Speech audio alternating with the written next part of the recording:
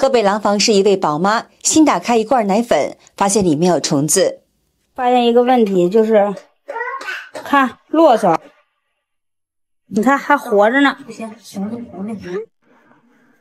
第一次遇到这样的商家，芝麻罐罐头买回家之后，里边吃出来了一个大玻璃碴子，看见了吧？真大个，给厂家打电话，厂家说了，这个是因为开盖了，就是怀疑我们人为放进去的，不承认，让我们自行解决。这就是芝麻罐厂家啊，大家都看一看，谁也别买他家产品。都买1个多月了，完孩子吃两盆了都。完那天想吃，没等打呢，我一看里面有黑的，我一瞅就操的。315打了，他说的你还得联系厂家，400转客服或者转投诉都没人接。每年的3月15号，中共央视都会举办315晚会，其中曝光消费领域的乱象。今年晚会曝光了9大行业的乱象，从贴身使用的卫生巾、内裤，到日常消费的虾仁、家电维修，甚至呢，金融借贷与个人隐私，黑心商家套路环环相扣，让消费者防不胜防。有网友形容，每年315晚会就像中国观众在集体围观一场名为质检的庙会，消费者摩拳擦掌，商家们瑟瑟发抖。然而呢，315过后，仍然有多家奶粉公司被检出不合格，有的呢，甚至在奶粉里发现虫子。黄焖鸡回收剩菜继续卖，梅菜扣肉还是糟头肉，消费者维权照旧困难。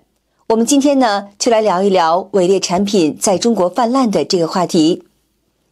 许多企业为了追逐短期利益，不惜牺牲商业道德与社会责任，导致消费乱象越演越烈。为什么会出现这种现象？分析认为，主要有2个原因。一是生产经营者不讲道德，以及由此导致的商业诚信的缺失，很多企业逐利至上，缺乏底线。二是监管部门腐败高发，监管形同虚设，有些监管部门对明显的违法行为睁一只眼闭一只眼，甚至呢，有些官员与企业私下勾结，形成了利益共同体。今年的315晚会曝光了中国多种知名商品存在质量问题，其中呢，卫生巾、一次性内裤等全部上榜。山东凉山西西纸制品有限公司生产的卫生巾被点名，是收购了原本应该销毁的工业垃圾，并且从中呢，挑出形状完整、没有明显污渍和破损的卫生巾、纸尿裤，重新包装之后再上市出售。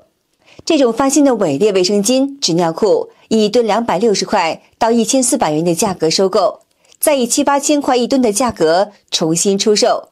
涉及品牌呢，包括米菲、曼西、好之、Baby Care 等。这家公司还把这些工业垃圾打碎，加工成原材料，用于制作卫生巾、婴儿尿裤、卫生纸、餐巾纸等一次性卫生用品。这么脏的东西居然有人拿来做卫生巾啊！来看，蟑螂腿啊！这香烟上的绿嘴巴，手臂已经痒得不行了。不敢想这个东西用在女孩身上会发生什么。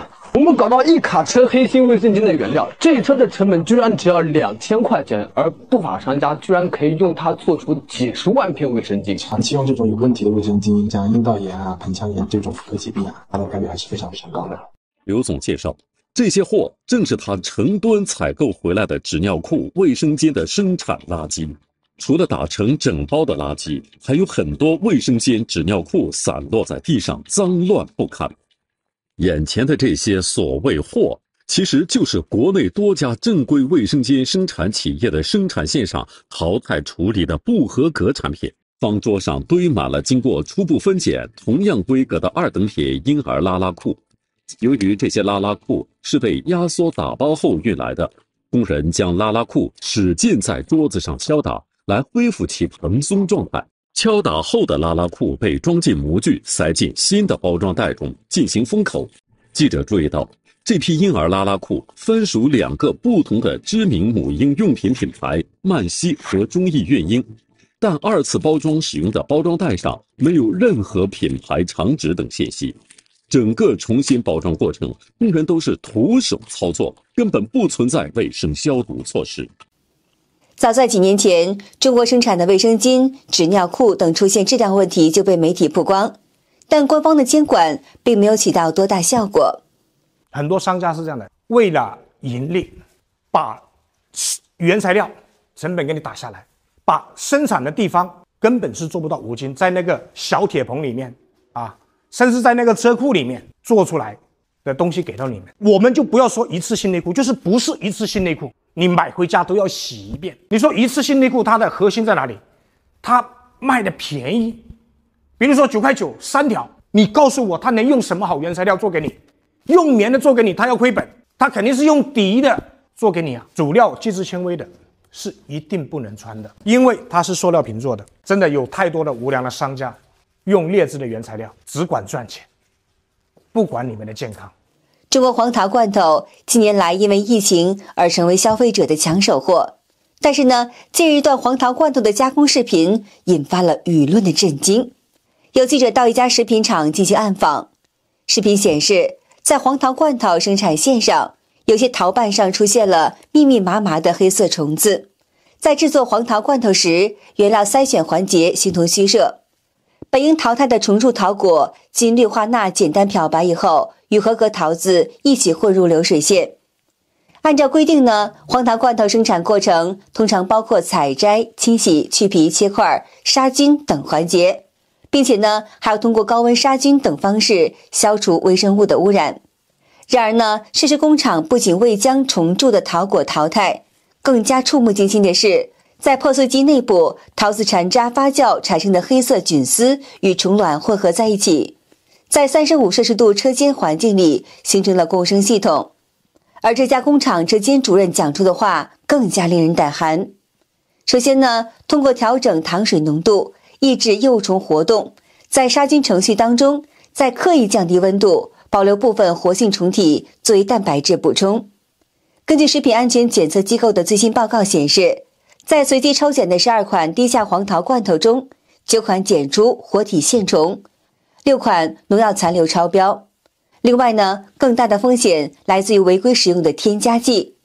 为了掩盖劣质桃子的腐败气味，同时增加黄桃罐头的甜味儿，涉事工厂在制作过程中使用3氯焦糖与安赛蜜等添加剂，以此来麻痹消费者的味觉。那么经过大致的上述的操作以后呢，黄桃罐头制作成本大大的降低。某品牌经销商透露，现在直播间里9块9包邮的爆款罐头，成本大头其实是玻璃瓶和物流费。都发霉变质了，这个味儿非常难闻。再一个，它这里边你看这个铁锈这么深这么黑，还有没有打开的？你看看这个，我现在打开，你看这里边这个情况。对，你看这里边还有这个铁锈，这咋能让人吃呢？更可气的是，这一瓶罐头上出现2个生产日期。你看这个生产日期是2022年12月20号，这个底上打出的这个日期是2023年8月8号。这瓶是从新的一箱里面拿？对对对，我再给您拿一瓶。这种情况吗？你看这一瓶，2022年12月20号，底上2023年8月8号。总共买了多少啊？35块钱一件买了这个20件。20件都是这种情况？对，20件，因为我们是中秋节嘛，去给走亲戚，家里边留了几箱，也发现这个发霉变质。很委婉的给这个亲戚说，我们也觉得这个非常的这个不好意思，很尴尬。这毕竟来说，这是吃到肚子里边的东西。我想让商家给我一个说法。那么除了罐头之外呢，中国乳业品牌也屡爆丑闻。有多位宝妈曾在网上发布视频称，新买奶粉开罐后发现里面有虫子。湖南网友陈大说自己是一位宝妈，在他发布的视频当中，有人对包装完好的其中一罐奶粉进行开封。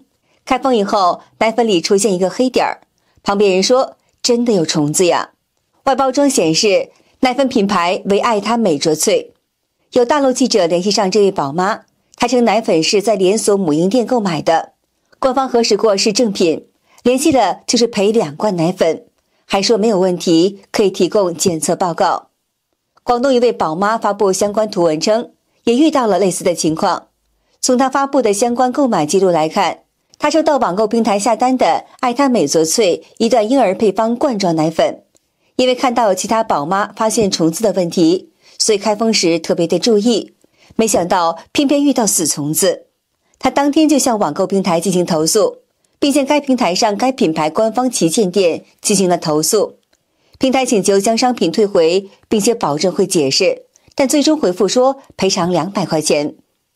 网友梁发视频说，没想到喝了那么久的美赞橙蓝针奶粉，也让我遇到了这种事情，里面全是活虫，吓死人了。我打电话给客服，对方说只能换一罐新的给我。发生这种事，还敢继续喝这个牌子吗？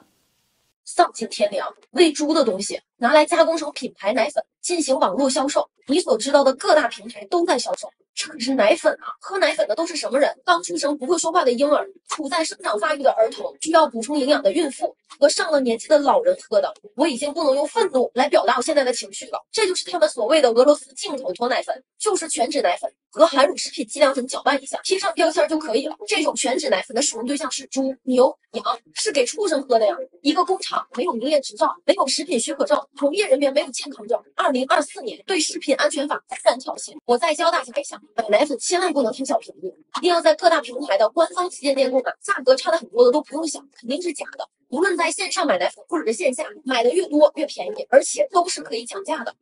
好的，今天就和大家聊到这儿了，请您记得点赞、订阅、留言，并且分享给您的朋友们。感谢您的支持，我们下期节目再见。